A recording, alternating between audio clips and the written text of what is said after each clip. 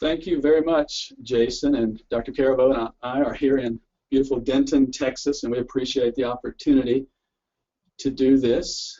We are in an academic building, and it is a building that contains a gym and a pool. As a result, you may hear screams, bounces, or splashes. That's just part of the business of a university. I'm sure you all understand that. So without further ado, Ron, you want to say hello? And I'll just say hello for now, as Mike is going to start the program, and then I'll come in later. All right, thank you. So what we're talking about today is relatively self-explanatory in some senses. The title that we've developed is plain, we think. Measure what you value and value what you measure. It seems something that is common sense, and hopefully by the end of the day, you'll have the kind of aha moments that we often have and faculty often have when we talk about this. We're going to treat this as we often do, a casual conversation. Ron and I sit around with faculty a lot and talk about this kind of stuff. We feel strongly about it, but we're going to keep this informal, and we will certainly address questions as we come to the end.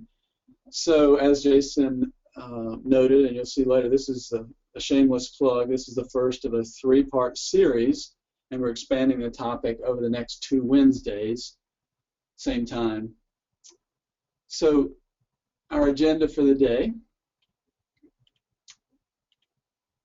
First, we're going to talk about outcome-based education and accreditation and try to make some points about the links between the two that we've experienced, and we think you probably have also. We're going to talk about the outcome-based assessment model. Then we'll work specifically about outcomes and outcome statements. And then the 3-level outcomes structure, which is a little more detailed information that serves as the foundation for the conversation. And then we're going to talk about linking test items to this structure. And finally, the calculation and reporting of outcome attainment. So we'll walk through these sections, and I'll kick it off by talking about outcome-based education and accreditation. So those are issues that hit home for us because we're in the process of reaffirmation for SACS, Commission on Colleges, in 2016. Many of you are under the same processes, either regional accreditors or disciplinary accreditors, and you probably are aware of this kind of conversation going on your campus or in your department. So outcome-based education relates to this process, and here's how we see it. So first, there's basically 4 components of this, and it is not rocket science. We create student learning outcomes or expectations, creating an instructional environment to ensure those outcomes, create assessments that measure the outcomes and align with the instruction, and then finally, we use the assessment results to evaluate students in your course. So that's not rocket science, and we've found repeatedly that most instructors have the same sort of conceptual framework for teaching and assessment, and whether they articulate it like this or whether they articulate it another way, it's usually close to this. Most instructors that we work with, at least, have this in their mind. The other thing to note in relation to accreditation, you'll note this is also the improvement cycle. As much as at the program level as is at the course level, we spend a great deal of our time working with instructors, and we think that data is important, but data not used is just interesting information. So our focus is using this information for the purpose of improving instruction. So just a minute about accreditation. What's expected. You'll be familiar with potentially the SACS standard 3.3.1. Other accrediting bodies have a similar statement that the institution will identify expected outcomes for educational programs and its administrative and educational support services, assessment, and then provide evidence of improvement. So that's the cycle we just talked about. It's the improvement cycle, but expressed from an accreditor standpoint. We look a lot at the instructor standpoint, but it's still that same improvement cycle. And 3.3.1.1 educational programs include student learning outcomes. So I just want to highlight that word, student learning outcomes, because that's what we are talking about. Middle states, similar language. Learning outcomes reported need to be clearly articulated at every level. And we'll get into that today and in the next 3 weeks as well. Structure for calculating and reporting. Convincing evidence and key learning outcomes. So I'll bring those up, just talking about this issue, and I think all of us are in those conversations at one point or another, willingly or not. We have to address these issues. So our premise, and I think that of the accreditors, is, if it's not already there, it's quickly becoming, that grades don't, most times, almost always, don't directly address SLOs, or they don't tell you where improvement is needed in terms of learning outcomes. We're working from that premise. So typically you'd see these kind of reporting statements. Percent of the students who had a C or higher, or the success rate, or the number of students who received A's. There's all kinds of statements that we've all seen and we've probably all produced that attempt to demonstrate outcomes. But I think our working premise, and we say this a lot here, and we've set it up as we're betting that SACs and accrediting agencies are in the long run not wanting that measuring stick to be grades or success rate, etc. That's not radically, that shouldn't be radical to anyone, but it is a little bit of a movement in a direction that we all need to watch. So just a background on why we talk about this and what we've done. Our current QEP, which began in 2006, is a next-gen course redesign program. It's based on the outcomes-based model using Dr. Carabo's book called Connecting the Dots. And we give Dr. Carabo a lot of credit as the theoretical founder of what we're trying to do here, and the outcomes work is integrated into the course redesign and in fact serves as a framework for it. So right now, in practice, we have about 280 course sections that are designated as next gen and over 6,000 students enrollment. Our total enrollment at the university is around 38,000. So over the course of time, basically, we're now in year 7 or 8, depending how you count. We have 772 sections, and over 43,000 students have gone through this a next-gen design course. And so we have a lot of experience and background and data from which we're drawing some of the conclusions today. We went through our 5th-year report with SACs a couple of years ago, and we came out pretty well in our response letter. We got some nice comments from Dr. Whelan, and we've had some very nice responses in a sense as the use of our basically the outcomes model and the measuring as a potential model for others. And again, we've had good success in what we've done so far, so we feel good about it.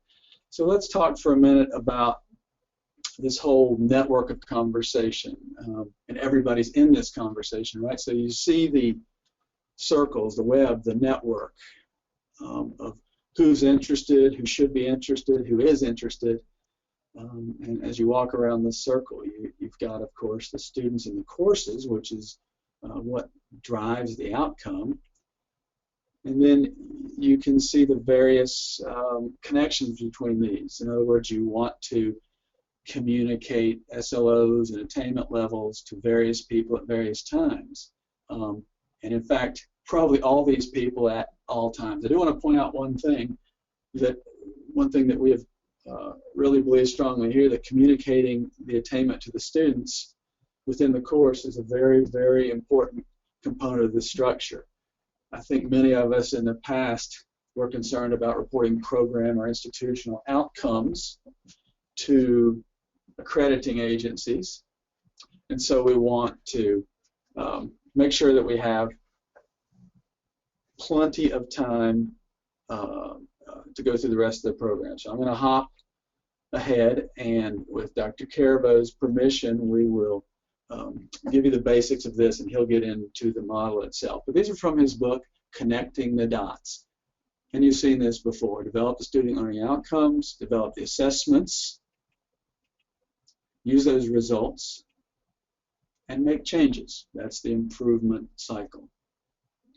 And we have as our outcome-based assessment the student learning outcomes linked with test items and then attainment measures, and that's what Ron is going to get into in just a moment. So basically, we're all on the same page with this. The assessment process, asking a student a question, score the response, and decide how the score should be used and interpreted. So with that, I'm going to turn it over to Ron, who will walk us through the remainder of the conversation and the other items on the outcome. So Ron. Hello, everyone.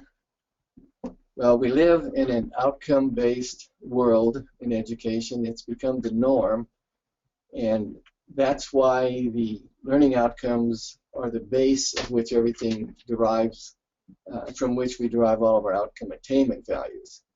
And the question always is, what are you going to derive from those outcomes? And we focus strictly on matching it, the assessment components to the outcome statements. So just as a general view, pretty much student learning outcomes are accepted as being an end product, the thing that you want students to know and be able to do when they finish your course. To be more specific, though, and to work with the model, we really have to think in terms of statements. And these would be the statements that clearly state the knowledge, skills, attitudes, competencies, and habits of mind that students are expected to acquire. And this definition is floated around in the literature also. The knowledge usually gets a bad rap with multiple choice items. They say, well, you can't measure much with that, but these are, you can actually measure skills, processes, procedures, concepts with the multiple choice also. We'll talk about that a little bit more and into part 2 next Wednesday. And from an outcome importance level, we work with 3 levels. One is that whatever we're asking the students to know and be able to do, is that worth something that's worth being familiar with? Or is it something that's important to really know and do? And then, is it something that we feel students should remember for years? Should it be enduring? And within that structure, there are 3 basic cognitive tasks that we focus on. One is, of course, the knowing, and as I mentioned before, you can know a lot of things, skills, concepts, procedures, process. But then you need to apply it. So you use that knowledge to solve a problem. So our outcome statements have to also address that level. And then there's the use of that knowledge to make judgments, think critically, and that's what that habits of mind refers to, as the thinking critically, and that is all part of the evaluation. So with those 3 main cognitive tasks, then we move into the measurability. And this, as you know, outcome statements are controlled by the verb. And the other part you have to ask yourself is, what do I expect to see that student do? What do I expect to see them exhibit or demonstrate so I know that they have achieved that outcome? And if you can't answer that, then it's not going to be a measurable situation. And the third is the type of item that will allow the student to show you that the student knows that what they know and can do in terms of the outcome statements. And we'll talk more about that in parts 2 and 3 also. We also use a cognitive complexity continuum because, as we know, there's a continuum of simpler recall type concepts and outcomes that we expect. There's an interpretation level, apply, think critically, and these are tied in with Bloom's taxonomy. And it's easy to go to the web these days and find as many types of outcome statements to match this as you probably need. So let's talk about the three-level outcome structure, because this is the heart of what makes our program successful. And it's not a new concept, because we find, if you look through syllabi from different courses, you'll see outcome statements. This is what the student is going to encounter in this course. And we see them also on the web, different models, the professional accreditation organizations, which write really good stuff, also have them. But typically, there's a little mixture of a broader statement that is not measurable. And then there's sometimes a middle statement. It's not quite so broad, but it's also not quite specific enough for item writing.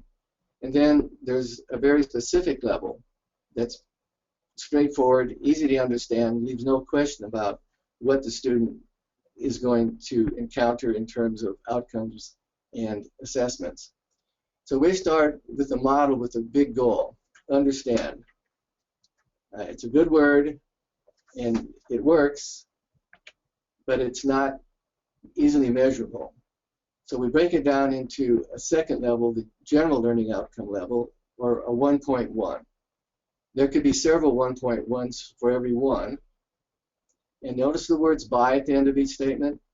If you can read that statement and say by at the end of it and add something, then you know there's another level that you can work with. So in the 1.1, where it says students will know and apply the naming system for organic compounds by doing what, then we get specific enough to measure, we get specific enough to write items, and it's more specific for communicating with students and others. That's the 1.1.1 level. So it's very straightforward and simple. 1, 1.1, 1.1.1. And there would be a couple of examples of what the 1.1 levels would look like, and you would have several of these. Therefore, it's 1.1.1 and 1.1.2. Now, validity evidence has to be part of this whole process. And if you have test items that match the SLOs, and you have the instruction that matches the SLOs, and your test items match the instruction, then that's great validity evidence. But you also need test items that have been validated. And we'll briefly touch on that today, but mostly that'll be in part 2 and part 3. So for validity evidence, the most important thing is the item matching the outcome. As an example, if you had an art history outcome and you expected students to be able to relate common elements from different periods, but your art history test items were all focused on identifying paintings from the different periods, then you would have limited use and interpretation of those test results, because what you asked was the students to relate common elements, excuse me, and what you measured was identifying paintings from different periods. So we would have to say that using those test results as was intended would lack validity. And validity comes by degrees. So the most important thing we keep in mind when we're doing this process is that selecting the verbs for those outcome levels, for any one level, that verb is dependent on the relationships between and among the other 3 outcome levels. And we have a lot of training we do with our faculty on getting this very clear and making sure their structure and their verb use all flows nicely. So the big question is, after students have been evaluated, grades are awarded, how do you know to what degree students in your course attain the learning outcome expectations? Another way to put it is, how successful was my course?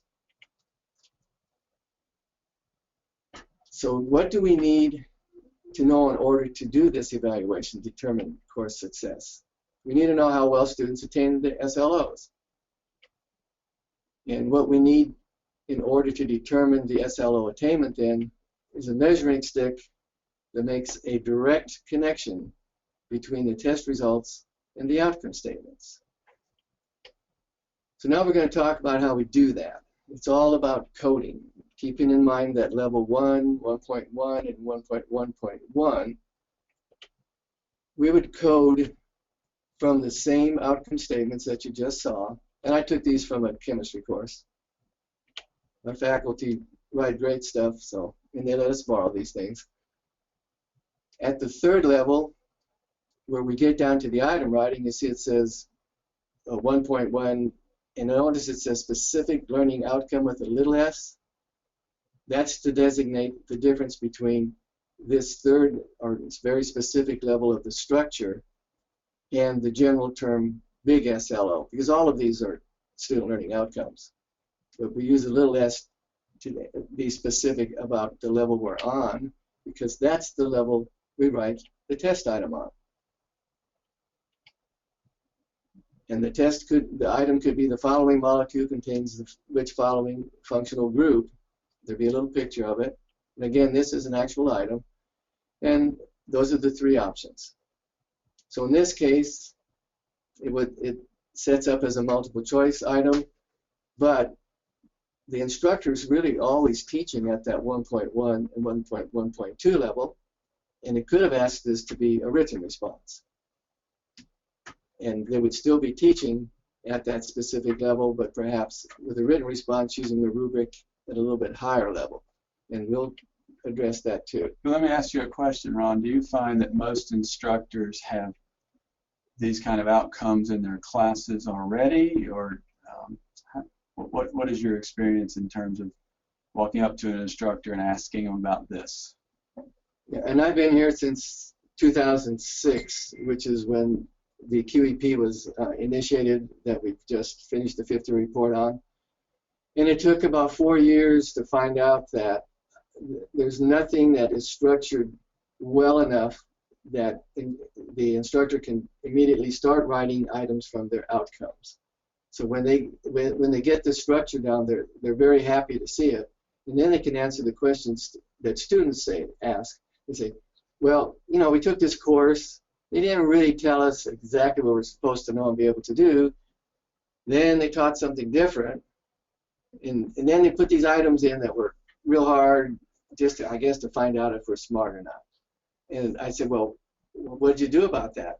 And they said, well, we just eventually figured out kind of what the instructor wanted, and that's how we respond. And I've taught a lot of graduate courses, and especially with education people, and they have that same view. So, number one, it is not easy to write a good set of outcomes. It takes practice and understanding exactly what you want the students to know and be able to do, and mapping it into the structure. So once we get, the reason I pulled this up is because until we started working with ExamSoft, all of this had to be done, and all of the outcome statements had to be developed on either Word or in Excel, and then transferred into some program that we try to get outcome statements from. So with ExamSoft, you can see the structure here is exactly as it was shown. We just looked at these outcome statements. I'm trying to get this mouse. Okay. So that was our general, the big goal. This was the GLO, and these were the specific SLOs to which students would be expected to respond in terms of instruction and item writing. Okay, Mike's coming to my rescue. He told me I wouldn't be able to run this little mouse. Okay, so that's the student, the goal and the student learning and the specific outcomes that you're showing, right? Yes. Okay. So let's talk about how this gets calculated. How do you find out what the attainment of an outcome that has been coded is? And in this case, let's look at this as a 20-item test. And the percentages on the right-hand side are the percentages of students that got each of those items correct. And these could have been from any type of assessment, selected response, constructed response, because they could have written their response and been scored with the rubric, and you can still come up with outcome attainment values. So in this case, let's look at this as like a multiple choice item. Those three items averaged together would produce an outcome, a specific outcome value of 75 or 0.75, but we'll just talk about it in terms of percentage, because we're looking at the class as a whole and the percentage of that outcome that the class attained. It's a peer measure. It comes directly from the test item. There's no extra credits or all the other things that pollute the grades thrown in it. And here's this time 4 items are used to get that outcome average. And in this case, the next set would be 5 items to get the outcomes value for 1.1.3. Now, if you average those 3 together with it's a weighted averaging, then you have something you can talk about at the general outcome level. Not exactly where you're teaching or where the instructor is most interested, but it's a good reporting level, and it's also valuable for the instructor to look back at. But they're going to be more interested in the specific outcome level. And the same thing happens with the rest of the items. Now you have 2 general outcome statement values, and they average up to 80. When we report, say, to the president's report, we work off the goal level. When we talk to a report to deans, chairs, we're really reporting more at the general outcome level, because those are all written out. It's clear to see what they match. And if anybody says, how can I believe that that 0.80 is really true? Say, well, you can map it backwards all the way down to the specific statement that we taught and that the students were tested on, all the way back to the item that was used for that. And that usually presents a convincing enough argument. So now let's talk a little bit about what can you do with these. We want to report them. So if you want to report this group of SLOs, you can show it on this format. And then you can take those SLO values and put them on another little table to show the attainment at the GLO and the goal level. You can also derive these outcome attainment values from rubric scores. For example, in this case, we have 5 students, and their outcomes on their outcome statements said they were going to write a paper or whatever, and they're going to be scored on clarity, structure, and logic. And their scores are shown there. So first student number 1 had a 3, a 2, and a 2, and student number 5 had a 2, 2, and 1. And under the compensatory scoring, which is typically done, because there are 4 anchor points. If you take the average of all the students, and if you got 2.65 and took that into 4.0, you would have attainment for clarity for that course, for that assessment, at 0.66. And the same thing for structure and logic. Now, some of our folks, like in the writing course and in some other courses, want to use what's called conjunctive scoring. In which case, they say, I have a 4-point rubric, but everybody has to get a 3 or 4. You have to be that proficient. So I'm only counting those. So if you have 80% of students who get that 3 or 4, then you have a 0.80 attainment. And I know in nursing schools and a medical school that I've worked with, that they prefer the conjunctive because that way they're not compensating a very poor performance with an excellent one. They all have to be on the excellent side. Now we can report this way, and this is all a lot of paperwork and hard work to do, and our faculty who join our program do this. But you can see that if you know the attainment that you got for any outcomes, then you could set a criterion and say, I'm shooting for this value, and you could calculate the difference. And that's exactly what SAC says. It says, we want to know that you're measuring outcomes. We want to know that you're going to set some type of threshold or benchmark. And did it make any difference? Did you apply the data that you got to improving student performance on those outcomes? Here's what it looks like at the GLO level. And as I said before, you could turn this in more as a report to at a program or to a unit. And then the top level could also be used because we've mapped them all up. It's traceable all the way back mathematically, and you could report at that level. So we've been having a lot of fun with all this over the last several years, and then we found that there's a company, which you know, ExamSoft, that we could work with to get this done automatically. And this is a report from from the chemistry course that we use the outcome statements from. And if you haven't seen this, I imagine many of you have, but this is extremely valuable for us because it has the structure in. You can see the goal level has values, the 1.1 level has those values, the specific outcomes have values, and those are the blue averages, and they become then the outcome attainment value. And you can see at the top the average score, and then the lowest scoring students, and the lowest scoring and the highest score, and the bar chart. So this eliminated a lot of having to build things in Word or Excel, calculate out in Excel, map them up, and put them in the tables that we just looked at that are required of everybody in our program. And on the next page, it brought it to a whole new level. We're still working with this because we've been reporting at the course level. Now we have the opportunity, just this last year, to look at the specific outcome levels that can be given to a student. This is great for formative assessment, and again, we're going to go into both of these last two slides with these values more in part 2 and part 3. And this is the report that optionally you could send to the student.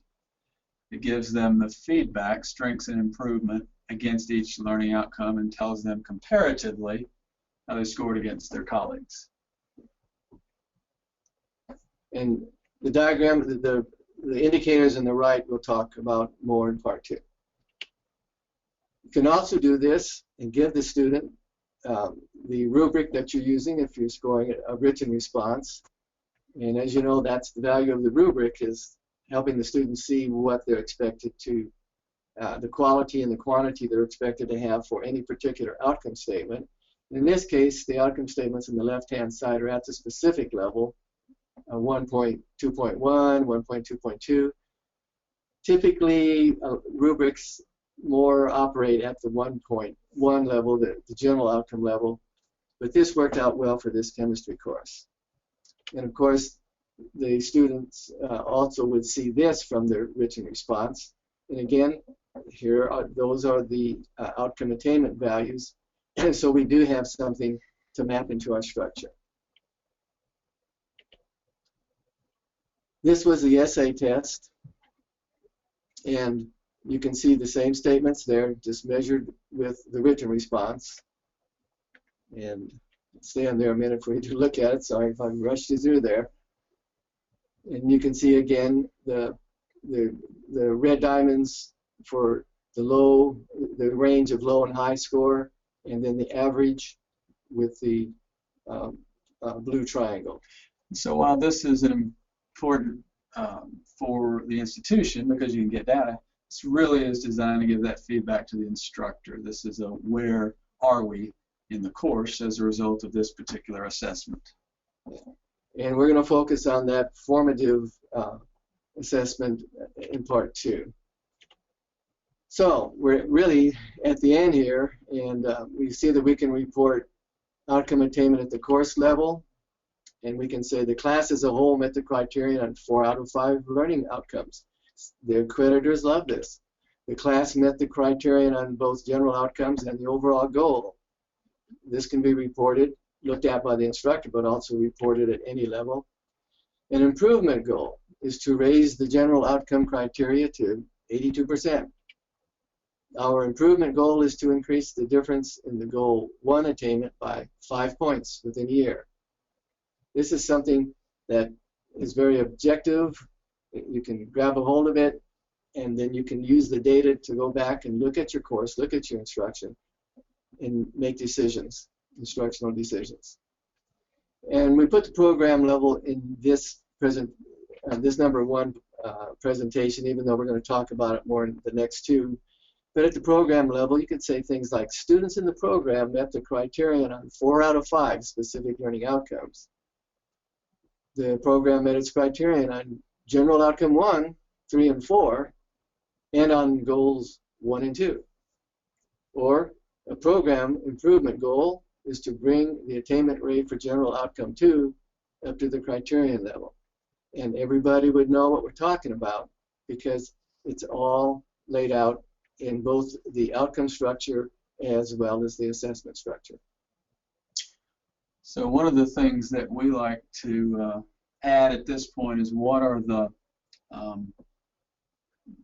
pain points here. And what this has allowed us to do is flip the conversation legitimately about outcomes and their measurement, not about reporting and the hassles of it.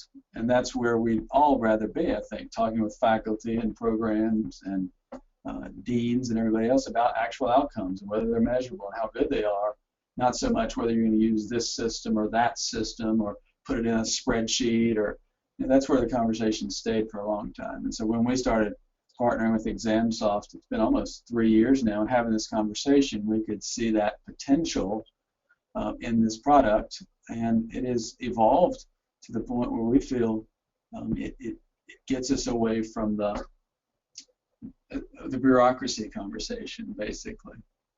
And Jason, we've run the time tight, but we can answer questions or hear comments at this time.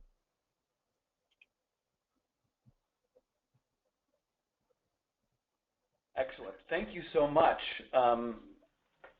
Dr. Simmons and Dr. Caraveau, for sharing your expertise with us. We do have a few questions that I believe many participants will be interested in getting some answers. The first question is, how did you get faculty to buy in to developing the GLOs to SLOs? What was the incentive, and do they have to do this each academic year? Well, originally, it was a QEP requirement. And so when I first came here, the QEP was written in such a way that SACS, before I got here, they told the vice provost that hired me that they needed to find someone to work with measurement, since the way they wrote the QEP had talked so much about outcomes and measuring it. And at that point, it became a requirement for folks who got into our Next Gen program. And at that time, a grant of $12,000 a year was offered, so they would participate for 4 semesters. And then that has evolved, and since Mike took over several years ago, and I'll let you tell how that evolved and what the requirements are now. It's been an interesting transition. So to answer the question, initially it was a harder conversation and some significant incentive was required. But as we all know, this outcomes conversation has evolved over the years.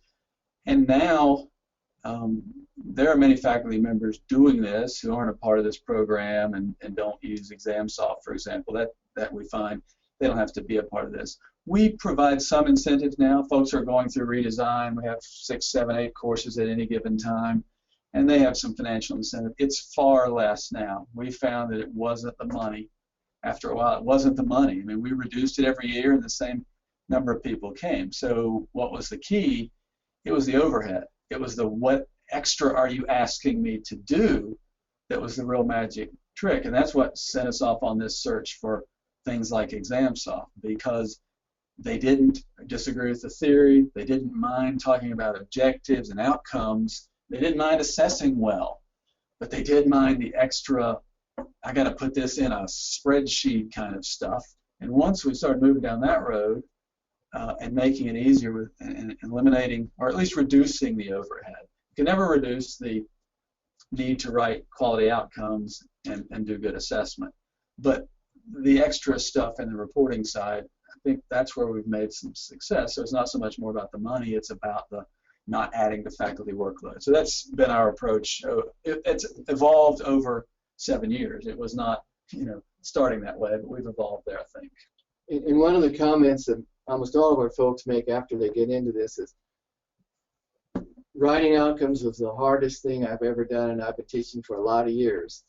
But it's also been the most rewarding, because now I know exactly what I'm expecting, and I can communicate that with the student. And I always say, and you sleep better at night, right? And they say, yes.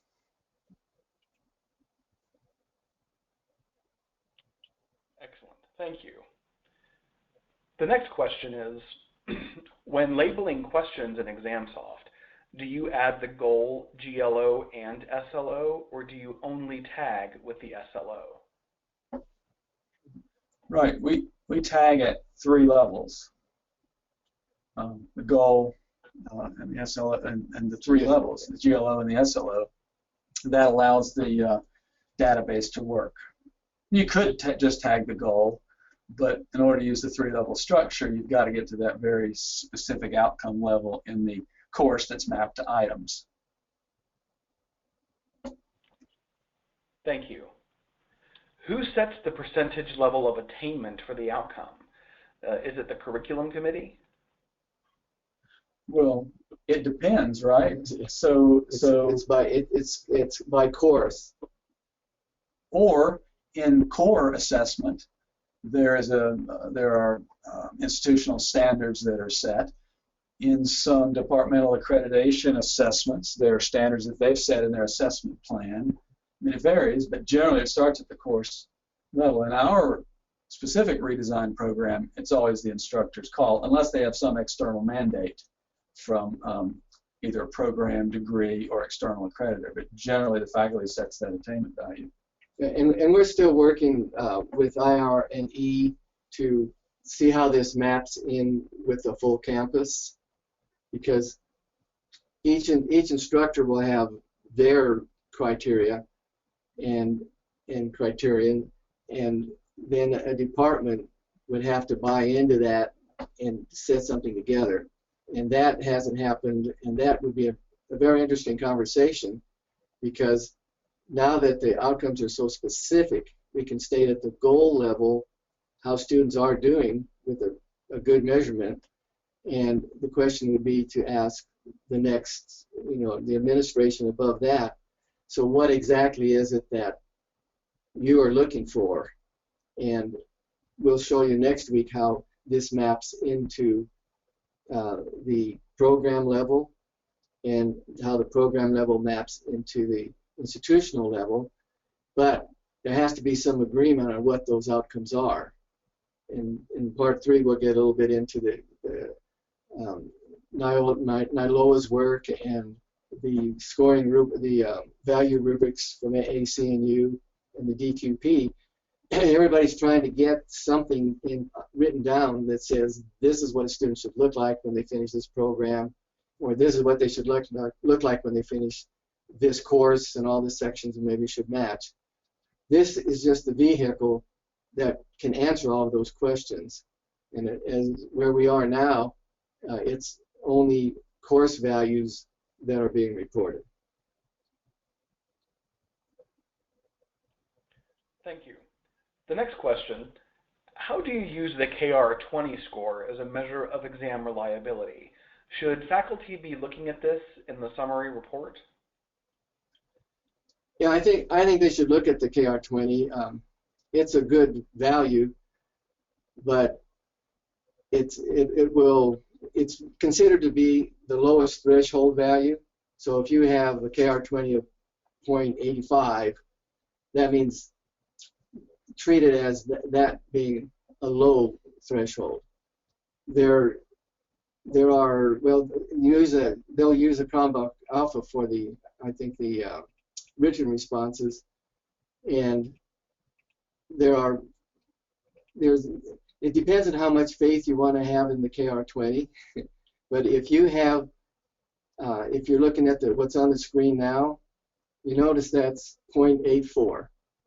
Okay, that's pretty high reliability, and it would be expected to be high if you have the outcomes and the items matching.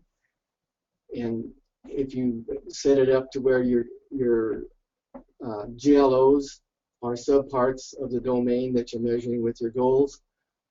So I would say look at it if it's below 90 in the literature, then it's too low. But I would say if you get anywhere between 0.80 on up, then it would be something that would tell you that you have good consistency and internally, as well as if you did a repeated assessment. So it's just it's a good number. I know that we could argue about it, but there's actually an omega value that the high-level psychometricians use instead of it. But it's something that you definitely should look at, and so it's a good thing to have on your report.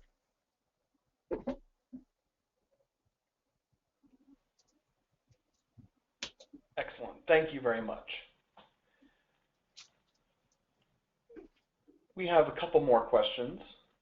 One being, can you go into more depth on the premise you shared at the beginning of the presentation that grades do not directly assess SLOs? Or yeah. We're fighting on who wants to answer that, but I will defer to Ron on that one. Good. Grades and the literature supports this strongly, that grades are a polluted measure, and we got to have them. If the whole world shifted to outcome attainment values right now, it would mess up all the transfer of students to different institutions. But I know in one of our Texas, a large school district, they just sent notices home to the parents that no longer will you receive grades. You will receive how well students do on achieving the outcomes. I don't know how they're going to measure that for sure, but that's my understanding. So with a grade, you have extra credit, extra chances, credit for showing up for class, and I have about 30 things listed from a book from Thomas Halladina that shows all the things that make up a grade. So you get away from the actual student performance, the student competency, the student proficiency. And that's why the outcome attainment value is what SACS and other accreditors are asking for. So that's cake. Let me add a little icing. We all know in the context of a university, in the context of student success, there are other factors that we're being asked to look at, and your question is, do they go in the grade or are they somehow accounted for otherwise? And I don't think any of us have cracked that nut. So is participation important? Is attendance important? Those kinds of things are fair, but do they measure learning outcomes? So, but as a faculty member, you've got to somehow deal with those. And as Ron said, there's so many factors in the grading that you can't just throw it out. There's lots of practical reasons. But if you're talking purely measuring learning, I think it's a fair approach. Now, we argue about this some here, and there's a lot of arguments about it, but we'll stick with that statement. We'll stand behind it. And competency is now a big issue and being implemented around the country, and that's based strictly on the student performance on some type of assessment. Thank you. We have one final question. Going back to tagging, what would happen if you just tagged SLOs? You'd get a report back that just showed the SLOs. And what's so great about the tagging program is you can tag anything. You can even double tag things. You could have all of your levels tagged, the three level structure, and then you could also say, you know what, these particular 5 items are measuring critical thinking, so I want them to also have a report, and you can then get those items as measuring the outcomes that you're using for, say, the AC and U value rubrics. But I've also then got to put the value rubrics in there because the structure would need to aggregate or accumulate to that. In other words, it's a separate tagging. I'm double tagging. So there's no issue with tagging this the SLOs, but our structure requires sort of this averaging up, this aggregating, and that's why we have it at the 3 levels. But absolutely, just tagging the SLOs itself is possible, and not. If you wanted to just operate off of the specific level, that would be fine, because really that's what's happening anyway. Yeah. The aggregating up is just a convenient way to report. Right. But the action's at the little SLO level. You could also throw in Bloom's taxonomy in there, as part of the tagging too, or concepts. And I've seen the reports from nursing schools and medical schools that do that. I mean, it's very, I guess, universal. What's the word? Flexible, universal, adaptable. Works great. Excellent. We have just a couple minutes left. Any final thoughts? Well, I think we want to set the table, and hopefully we've whet your appetite for the conversations to come next week.